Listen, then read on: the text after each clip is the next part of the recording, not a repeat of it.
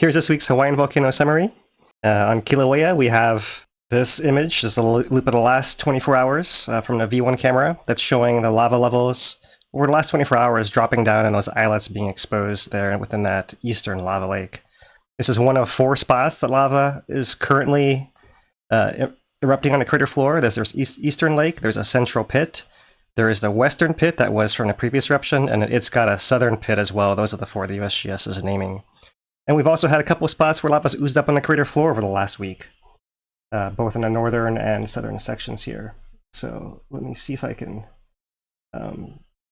show you a little bit of that here real quick. So this is a little highlight of infrared from Kilauea, showing that eastern lake on the top, the central pit in the middle, and that western lake's at the bottom. You see a little bit of ooze-up flows coming in on the sides, left and right side of the screen there. Those are the ones that happened over the last week.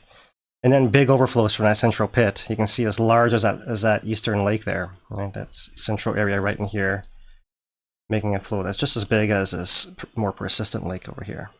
So that's been all the variations of eruption on Kilauea surface in the past week, and we'll go into more detail on that in our full update. On Mauna Loa, the story is the same. Mauna Loa is not erupting. There is no change in activity or in a hazard or prognosis there.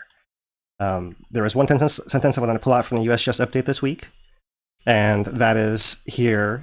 Deformation rates show inflation somewhat above background levels, but this is not uncommon following eruptions. So that's the long and short of Mauna Loa. She's following the typical post-eruption pattern, and there's nothing new to report there. So we'll check back in real quick here on our Kilauea live stream.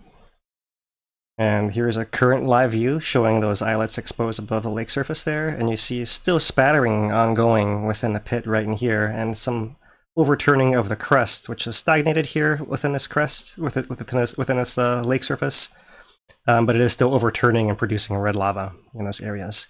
We're also starting to see some collapses. Some of the back walls are starting to collapse. Now the lava was a little low, and even some of the little islets are causing little collapses that can be seen as rubble on this hardened crater floor. So that's the Hawaiian volcano summary for this week.